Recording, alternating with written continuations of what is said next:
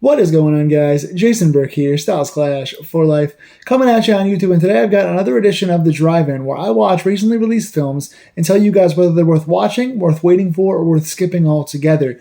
Today I'm watching one that as soon as I saw the preview and I saw the name that was attached, I immediately wanted to jump on this. I'm always very excited to watch this guy's work. In particular, a current modern favorite of mine as it comes to the horror and horror comedy genres. I'm talking about Christopher Landon. You guys know Christopher Landon from Scout's Guide to the Zombie Apocalypse. Oh my god, there's an endless amount. Happy Death Day to You, Freaky. Chris Landon is just known for a whole lot of really fun blending of horror and comedy. This one is a little more serious, though tongue-in-cheek at times, but a little more serious in tone from Chris Landon. But I saw this name attached, and I saw the premise, and I thought to myself, this is like Scream meets Saw, and that's pretty much what it plays like. I'm talking about 2025's Drop. Now, I'm going to bring you guys this review spoiler-free. It just came out today. Today is opening day. I rearranged my schedule to make sure that I was one of the first ones to see this on opening day. With no children around, I could just watch this in a quiet theater and really enjoy it. So I'm going to bring you guys this one without spoilers and talk about the things I liked and didn't like. But I just saw this in theaters and overall had a very, very good time. Let's talk about it. This film was written by Gillian Jacobs and Chris Roach and directed by Christopher Landon. Again, you guys all know Christopher Landon's many successes. I enjoy almost all of his work, so that was a top draw for me. Gillian Jacobs and Chris Roach were attached to a few projects together, namely 2018's Truth or Dare, which most people didn't like and thought it was too cheesy. It was a guilty pleasure for me. I actually quite liked that Blumhouse Truth or Dare movie with Aria from Pretty Little Liars. I quite enjoyed that, even though most people didn't. They also were attached to Fantasy Island from 2020, which I hated. I think everyone hated. So, didn't know what to expect from the writing. But this film was starring Megan Fahey as Violet and Brandon Sklenar as Henry. And basically, Violet is coming out of a bad relationship. She's been off the dating market for a while after being traumatized by an abusive ex.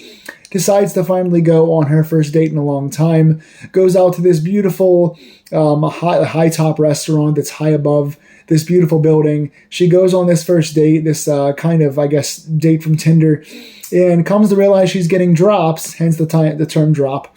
She's getting drop messages from somebody in the restaurant that is telling her that she has to play along with their games and kill her date, or her child or her sister will die. So lives are on the line from back at home. And again, this really, the I want to play a game aspect has a lot of Saw in it. The mystery aspect has some Scream in it. This is just a really instantly fun guilty pleasure. Right away, you can tell by the plot, it's not going to be super revolutionary. It's a modern kind of whodunit / play along with my game and try not to alert anybody. It's a classic kind of a one location hostage type of film with a modern twist on it. Let's talk about some of the positives here. First things first, the dialogue. I really enjoyed the dialogue because there was a little bit of comedy here and there, but it was really mostly straight horror. A nice balance, a little more horror than comedy. But the dialogue in general just really flowed well. It felt modernized and current without trying to slap you in the face with the fact that it was modern. It wasn't trying to be like, "Hey kids, we're part of the Gen Z." You know, it was modernized with the whole Tinder aspects and the drop mail and all that, but it wasn't overdone. And I thought it really flowed well. This is a film that has a bunch of background characters coming in and out, a bunch of moving parts to break up the scene so that it's not just two people going back and forth on a date. But for the most part, it is carried by the cadence and pacing of the dialogue of the two main characters, Megan Fahey and Brendan Sklenar. And I really, really enjoyed the dialogue in this. It was fun. It was fast-paced. They connected well with it. I thought, again, there were some nice moments of like little chuckles here and there, but really overall serious, felt natural, felt real, and I love the way the dialogue was written in this. So coming in with the two writers, Gillian Jacobs and Chris Roach, I didn't know what to expect, and I really enjoyed their writing in this film.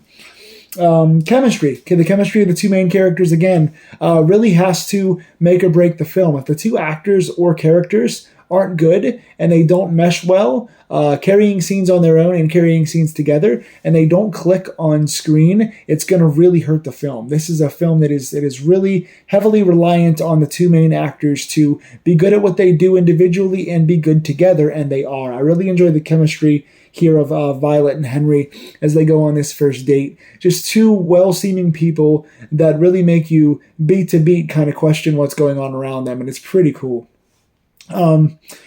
Camera moves / spotlight shots. The camera does some pretty unique stuff here. We see a lot of slow pans and a lot of kind of shots from underneath tables and around tables and a couple of long shots. The camera in particular in this, the cinematography is done very well. I wish I had gotten the name of the cinematographer because I really enjoyed the style of this film. Like I said, there are some long takes where you go around this big restaurant and they kind of choose to go around the table instead of kind of following the main characters. You kind of take a sojourn through some different characters' eyes and you kind of hear dialogue kind of ADR'd as the camera kind of moves around. You get some really nice long shots that captures the environment of the place, but also gives you a certain stylistic feel.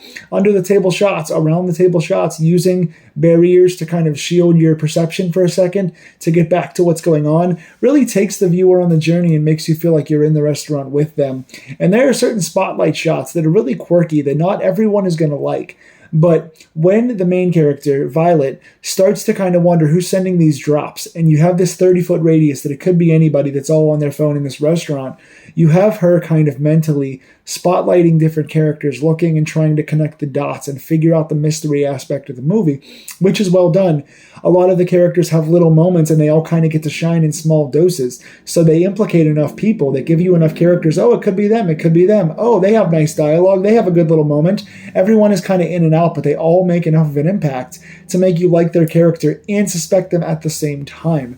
So those spotlight shots where they go to each character and kind of like dim the lights and put a little spotlight on them, it stands out in a way that, yeah, it's a little comedic and a little like Broadway, but I like it. I think the style really goes with the movie and goes with the director. I think it really stood out. Location. You guys know I love a good location. And if your location is going to be primarily one, there's going to be a couple other ones, but mainly most things happen in this restaurant. Which is called Palette, by the way. It's a foodie restaurant called Palette. I thought that was genius. Love that name. I don't think it's a real place, but I love that name. The location in this is beautiful. This restaurant is amazing. I imagine it's quite pricey. I wouldn't want to eat there myself. I bet the steak is a couple $100.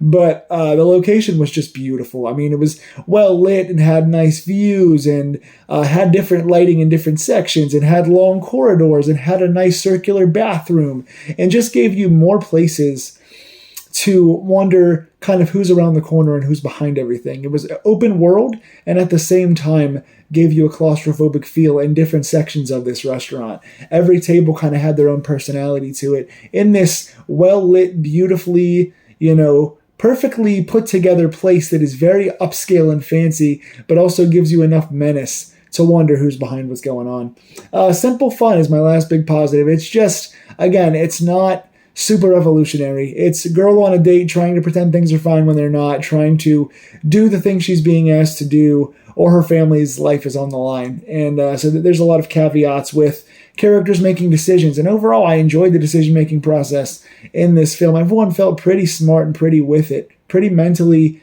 acuitous.